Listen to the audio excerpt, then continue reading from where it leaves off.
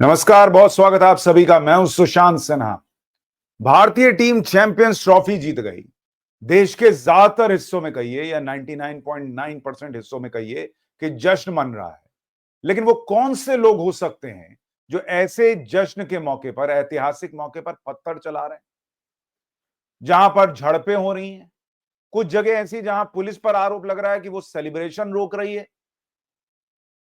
और वो भी उस राज्य में जहां पर कांग्रेस की सरकार है। ये आरोप लग रहा है।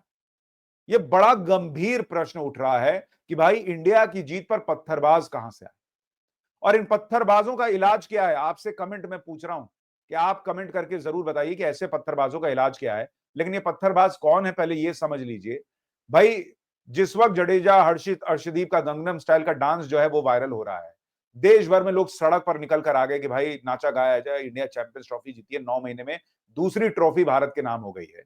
उस दौरान आप देखिए, एक तो पाकिस्तान में आगे लगी हुई है, एक कोई कादिर ख्वाजा है, वो लिख रहा है कि क्या फायदा ऐसी इस व्हाइट कोट का, इसके ऊपर भी पाकिस्तान का नाम है। अरे मूर्ख आदमी, आईसीसी ने चूंकि वहां पाकिस्तान में ये टूर्नामेंट हो रहा था इसलिए पाकिस्तान का नाम लिखा है। तुम कोर्ट में ही नाम लिखवा के खुश हो जाना, हम ट्रॉफी में नाम लिखवाए बैठे हैं। तो उनको आग लगी, पाकिस्तानियों को ये समझ में आता है। लेकिन सवाल उठ रहा है कि भाई हिंदुस्तान में कुछ लोगों को आग क्यों लगी हुई थी। मैच के बाद जश्न के बीच बवाल की खबरें आई, मऊ में झड़प और तनाव की खबर आई, हैदराबाद, नागपुर, करीमनगर में लाठीचार्ज हुआ है। ऐसी ऐसी खबरें, मतलब इंडिया जीती है, इसमें भारत में लाठीचार्ज की स्थिति क्यों आनी चाहिए, या भारत में हिंसा क्यों होनी चाहिए, झड़प क्यों होनी चाहिए, समझ से परे।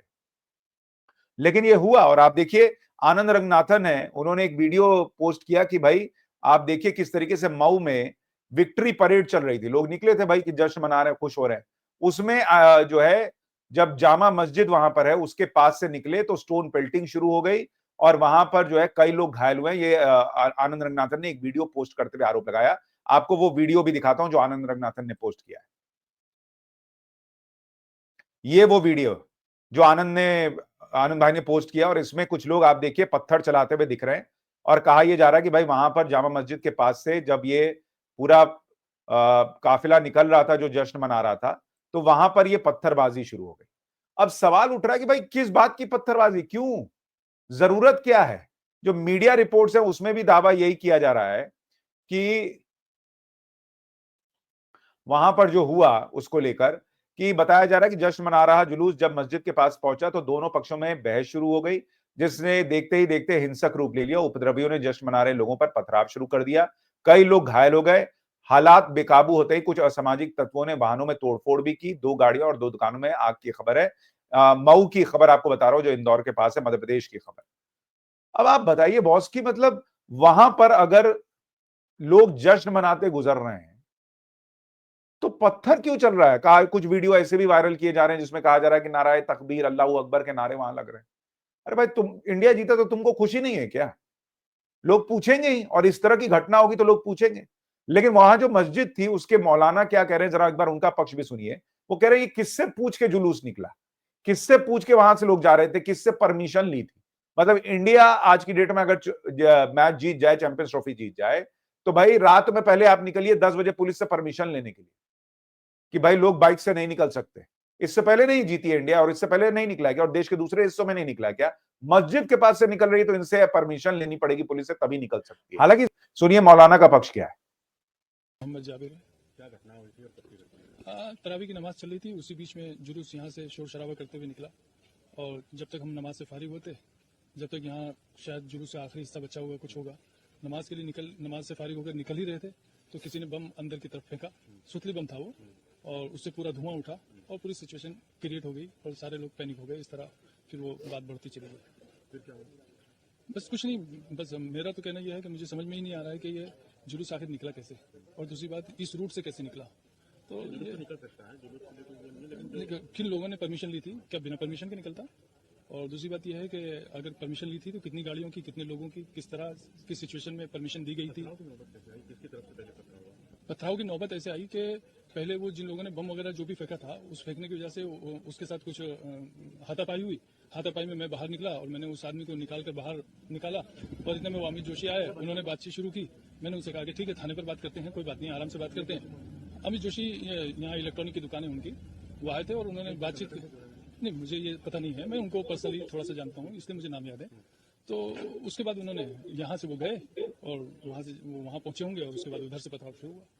यहाँ प्रशासन से हम बात कर ही रहे थे, हमारे साथ जो लोग नमाजी थे और उसके अलावा जो और लोग थे जो आसपास से आगे हों, हो सकता है यहीं पास में रहने वाले, जब शोर शराबा सुना तो आ गए। तो हम पुलिस प्रशासन के साथ बैठकर उनको बिठाकर समझाइश देकर बात कर रहे थे, इतने में उधर से पथराव शुरू हो गया। हाँ, पुलिस के सामने शुरू हुआ। तो मौलाना साहब के हिसाब से कि सारा पथराव जो है वो जश्न मनाने वाले लोग कर रहे थे, जो इंडिया की जीत का जश्न मना रहे थे। वो पत्थर कहां से लेके आए? पहले कह रहे सुतली बम फेंक दिया, फिर कह रहे कुछ हुआ ही नहीं, जबकि वीडियो जो आनंद रंगनाथन ने पोस्ट किया उसमें तो कुछ लोग दिख रहे हैं पत्थर चलाते हुए। दूसरी बड़ी बात कि जुमे की नमाज के बाद जब इतनी भीड़ इकट्ठा होती है, वो परमिशन लेके इकट्ठा होती है क्या? आप परमिशन लेके इकट्ठा होते हैं क्या?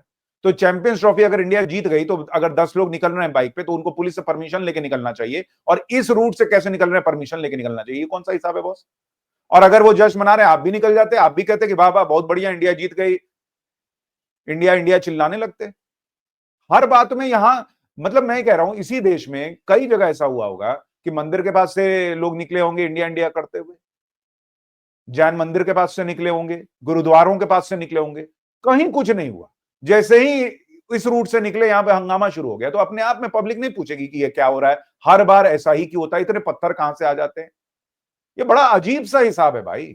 और दूसरा जो बड़ा प्रश्न उठ रहा है जो बीजेपी के नेता उठा रहे हैं कि भाई आप देखिए चैंपियंस ट्रॉफी में भारत की जीत का जश्न मना रहे लोगों पर लाठीचार्ज क्यों हुआ? बीजेपी नेताओं ने जो है वो तेलंगाना का वीडियो शेयर किया, जिसमें आप देखिए एक प्रदीप भंडारी हैं, उन्होंने कहा कि भाई कांग्रेस पार्टी का माइंडसेट जो है वो एक्सपोज हो गया है, तेलंगाना में फैंस को विक्ट्री परेड जो है वो नहीं करने दी जा रही है।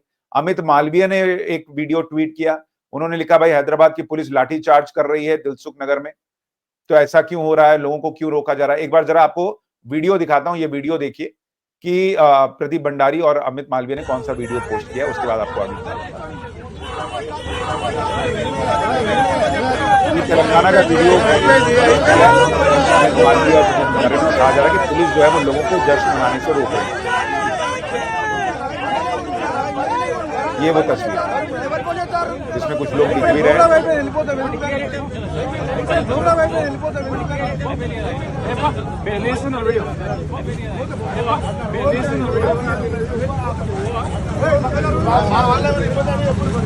एक और वीडियो पोस्ट किया जिसमें तो पुलिस दिख रहा है कि लोगों को दौड़ा दौड़ा के खींच रही है। ये भी दावा किया जा रहा है कि तेलंगाना का है। ये वीडियो अमित मालवीय ने पोस्ट किया है।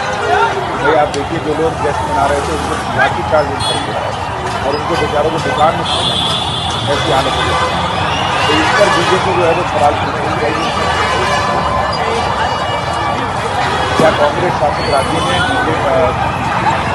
भारत की जीत का जश्न भी नहीं मना सकते लोग? ये बीजेपी पूछ रही है। तो ये अपने आप में बड़ा गंभीर प्रश्न हो जाता है कि ऐसी चीजें क्यों देखने को मिल रही हैं जो हो रही हैं कि भाई कहीं पर आप जो है वो किसी खास रूट से निकल जाइए तो वहां पर हंगामा होना ही होना है। अच्छा, अगर आपको दूसरी जगह की तस्वीर देखो, अशोक भाई हैं डीडी में, उन्होंने हंदवाड़ा की तस्वीर पोस्ट की और उन्होंने लिखा कि कश्मीर के कई हिस्सों में लगातार ऐसे वीडियोज आ रहे हैं, वहां स्थानीय मुसलमान चैंपियंस ट्रॉफी में भारत की जीत का जश्न मना रहे हैं, लेकिन इंदौर मध्य प्रदेश में मुसलमानों ने जीत का जश्न मनाते हुए लोगों पर पथराव किया। भाई सबसे बड़ा प्रश्न यह है कि आप ये देखिए कि इंडिया चैंपियंस ट्रॉफी जीती कहां? दुबई में। वहां किसी मुसलमान को दिक्कत नहीं हो रही, वहां किसी को कोई फर्क नहीं पड़ रहा, और यहां पर आप देखिए कि यहां पर जब है वो जुलूस निकल रहा है तो उस पर पत्थर चल जा रहे हैं। बहुत ये अपने आप में सोचने का विषय है कि मतलब पाकिस्तान के लोग परेशान हैं कि पाकिस्तान जो है वो नहीं जीत पाया, पाकिस्तान जो है वो वहां पर चिढ़ा बैठा है।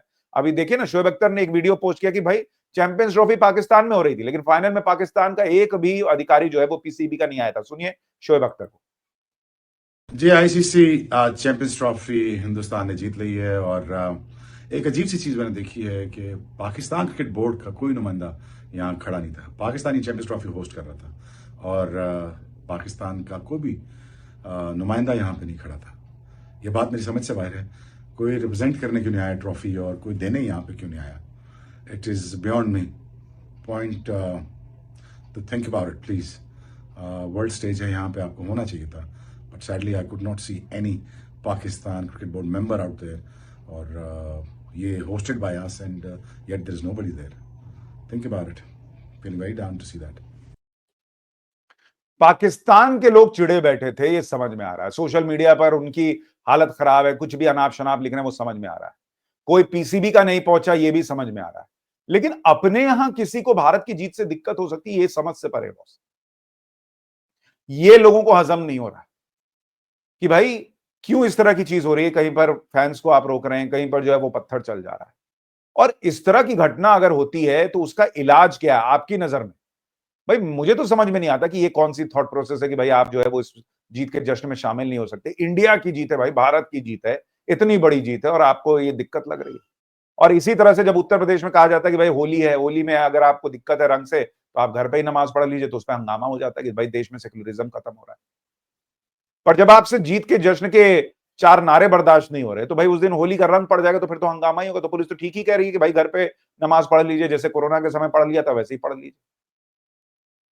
हालांकि देश के कई हिस्सों में ऐसा नहीं हुआ, इसलिए मतलब आप ये नहीं कह सकते कि एक रंग से नहीं रंग सकते कि सब लोग ऐसे ही कर रहे हैं। लेकिन जहां हो रहा है, ऐसे लोगों की वजह से, ऐसे कट्टरपंथियों की वजह से जो है वो सवाल दूसरों पे भी खड़ा होता है। आपकी राय क्या है, कमेंट करके जरूर बताइएगा। नमस्कार।